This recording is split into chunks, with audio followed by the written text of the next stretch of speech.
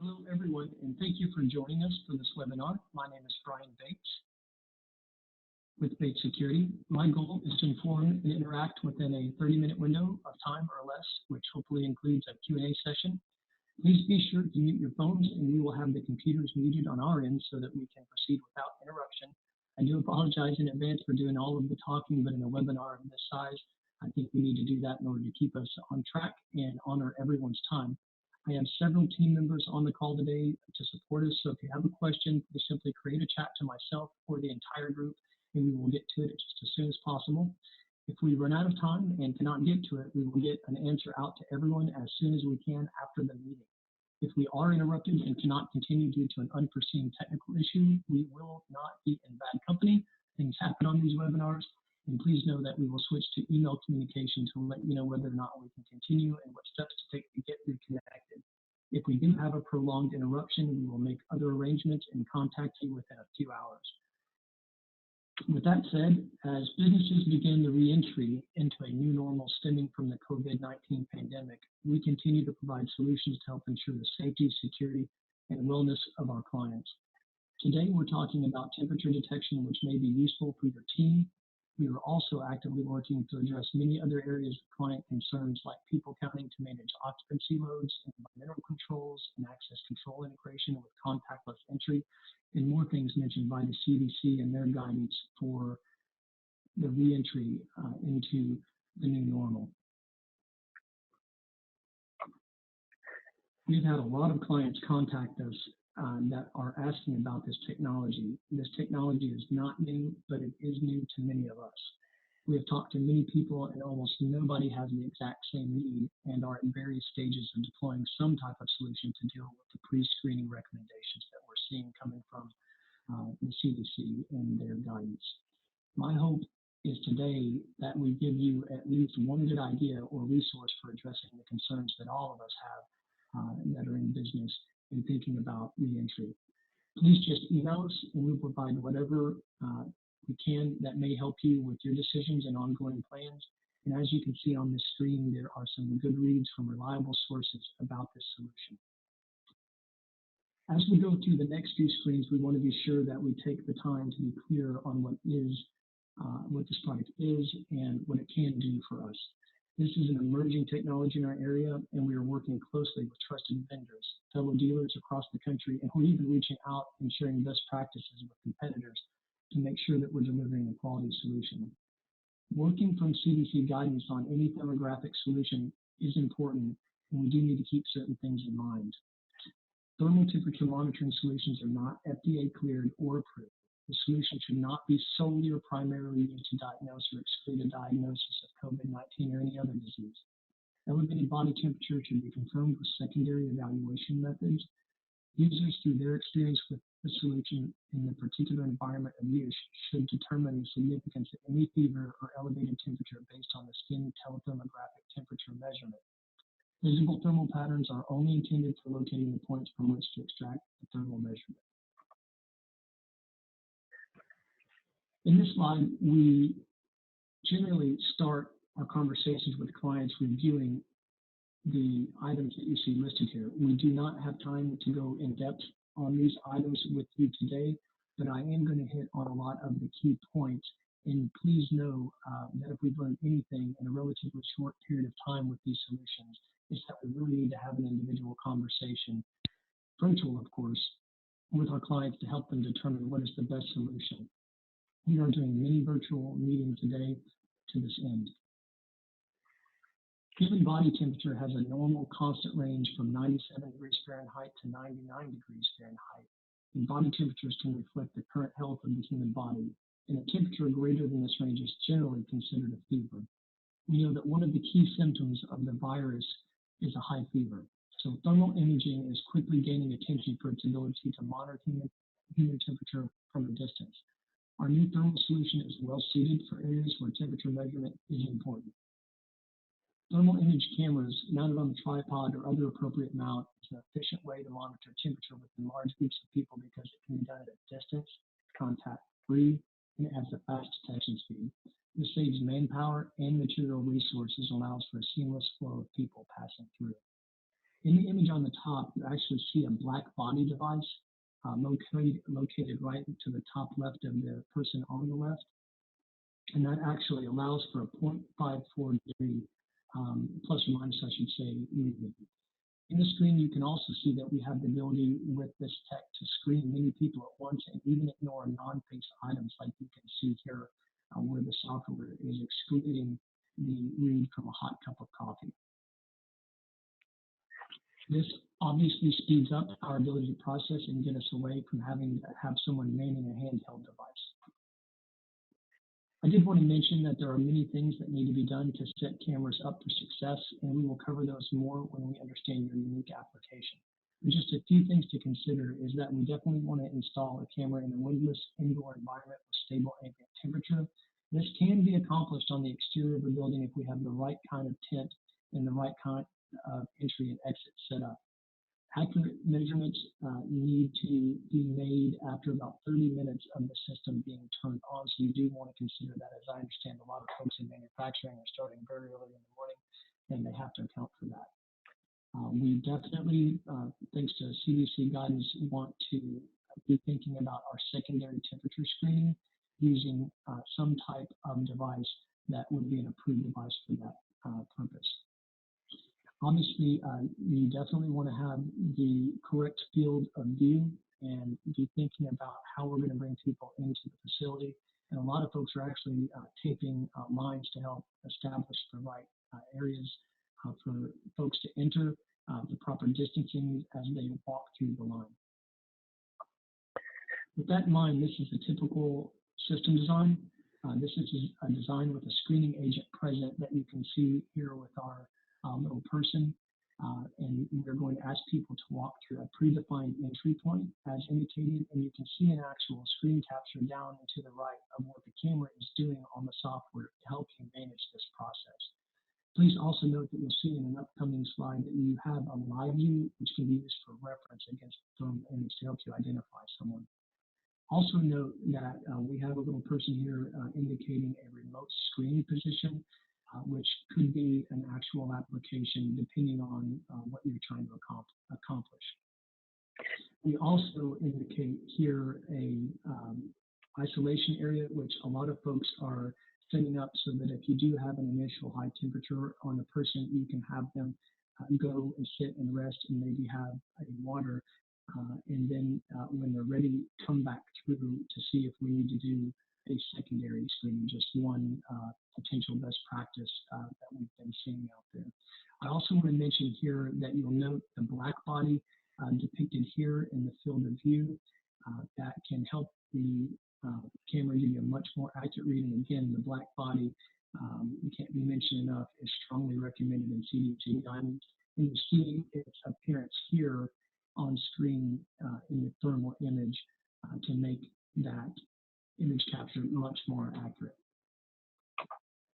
We've already seen clients with challenging environments and concerns about how to deploy the system effectively. I just wanted to show you this slide to give you some ideas of how some are creating the right scenario to get accurate measurements. The mounting height is important of the device. How it is mounted is important. And obviously, you're going to be dealing with read ranges from 3 feet to 22 feet, depending on the solution that you use. Please note that you definitely want to think about spacing. The above is only an example. You definitely want to have side-by-side spacing considerations in addition to front-to-back spacing and account for that. So just a few things to keep in mind as we go through some of the options that are available. Detection distance or range really is the primary factor that we're seeing in determining which solution is going to work for you. Obviously the distance between the front of the camera and the subject that we want to have, and then of course whether or not we should do handheld or mountable is usually a secondary factor. And of course, price is going to be part of the decision. We'll talk a little bit about that at the end of our talk today. And I just wanted to mention that handheld scans really are limited to one person at a time versus turrets and bullets doing up to 30 at a time or 30 in rapid succession as they pass through the field of view.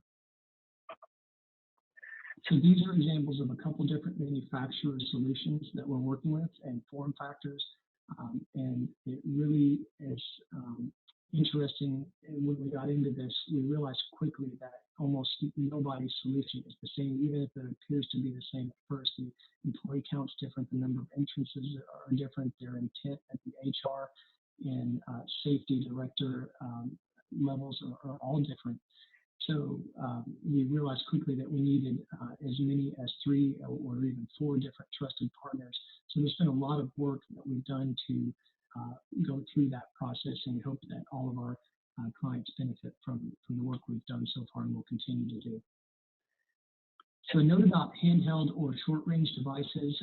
Many people who are already moving forward and or I should say, already moving forward with handheld solutions are using that to move forward. The clients that we've talked to are telling us that they're mainly concerned that this does put a screening agent very close to every single person, and they're actually concerned about the lack of efficiency that's created by that situation. It really definitely slows down and adds 30 and 40 minutes to every shift change on larger clients that are trying to bring people through. It also doesn't give them the benefits of artificial intelligence to ignore, for instance, false reads or to bring the software to bear and give them the ability to tie images to real time live shots, which I'll show you a couple screen shares that will give you a good idea how that works. So on this screen, I really wanted to just briefly talk about the turret, which you see depicted here, and the bullet depicted here. This is a black body device, which is about the size of a shoebox, and the software that you can use either on your own laptop or by using an NVR monitor keyboard mouse solution, which would give you the ability to have your own screening station independent of the computer at the site. So there's really 2 solutions here with many different possible combinations, which is why we should talk and get some good budget numbers that will make sense for your application. The turret and bullet both provide a mid-range of approximately 2.5 to 5 feet for the turret and about 5 feet to 22 feet with the bullet. Each has the ability to work independently from an NVR, black body, or local computer using the software that we will provide and configure. The turret and bullet can actually use onboard lights and sound to enunciate an event, to notify high temp, and then email the user with the image and thermal read for management of that event. We've seen the most interest at this time in the bullet camera, either short range or long range, just because of the flexibility of that device. Most folks are interested in deploying the NVR and monitor to have that manned screening station. And I do want to note that you can deploy the cameras in some solutions without the black body, but again, we're definitely pointing to CDC guides to use the more accurate solution, which is to include the black body device. Tablets can be used as a standalone solution and are a possible solution depending on what your site needs are. One of the most specialized applications here is integrating this tablet into an existing or soon to be installed access control products such as turnstiles, doors, gates, etc., so that you would deny someone access who either is not wearing a mask or has a high temperature or both. So certainly a lot of discussion needs to happen to determine whether or not this is a good solution for you. So before I finish with question and answer sessions and some brief conversation about the budget, I wanted to share a screenshot. We can, of course, provide video during individual meetings. We've not included them now just to save on some time and to avoid any slowdown of the presentation and any technical issues that may arise from that. But definitely we can provide that for you, so reach out, we can get that done so you can actually get a better feel for how the software works and how the alerts work.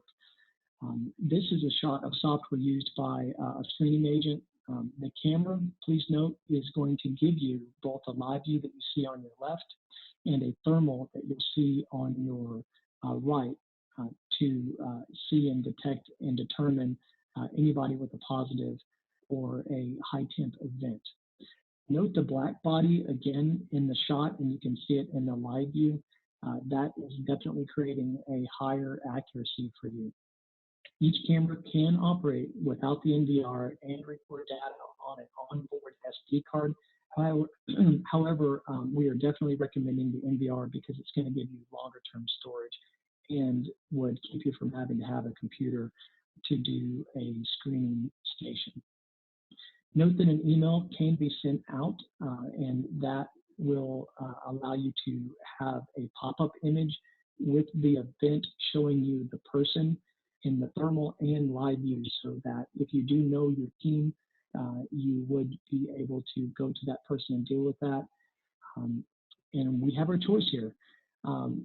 We can rely only on the matched image as described, or you could use the solution that actually uses facial recognition, where we pre-enroll your employees so that the software can then not only send the event with the picture image, but it ties a name to the event. So a quick note on budget, looks like we're doing good on time so far. Again, please keep in mind that this is a budget range, but we have a lot of interest in this, and in the spirit of being a really good resource and helping people, whether they work with us or not, we wanted to provide this information during the webinar.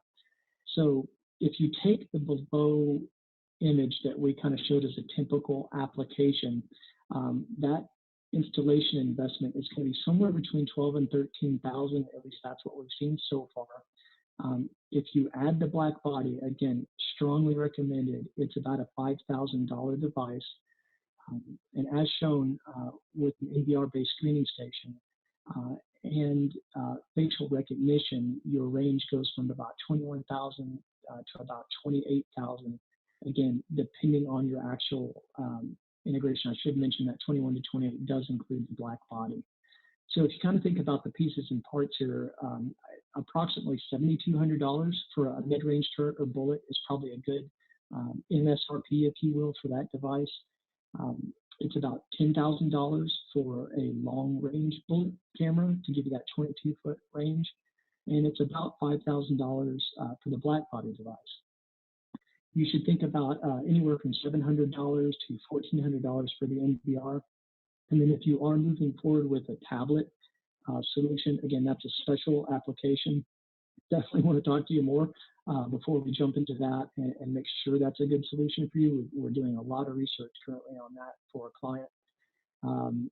That is a pretty good MSRP to be thinking about for that solution. Please do note additional costs of labor, overhead, pre-deployment, installation, testing, and training will differ based on the application, obviously, and of course the count of how many cameras you need for your particular facility is important. So I hope that that answers one of the biggest questions before we even get into questions and answers. And again, we're consultants. Please reach out. It is our pleasure to try to understand what you're trying to accomplish, and we'd be glad to get that information to you as quickly as possible. Okay, so I wanted to open this up. Usually we end our consultations with questions and answers, and then we talk about which solution we should explore together further, or if we should. So just know that we'd love to have that talk with you if it's helpful. And then we would set up our next meeting to review our initial design, which would include a very good budget number for us to implement one of these solutions. A brief note we usually bring up here is this is a very big topic out there right now. It doesn't take very much to find articles about Amazon deploying this or the Cleveland Clinic deploying this. There is a lot out there. It's a very no pun intended, hot commodity. And so we're just definitely trying to make sure that we understand the supply chain and our clients' need and really have realistic goals for the installation of the equipment to meet your timelines. So with that, I'm going to turn to some questions and answers and see how much time we have here. And I'm going to try to get to as many as we can. Let's see.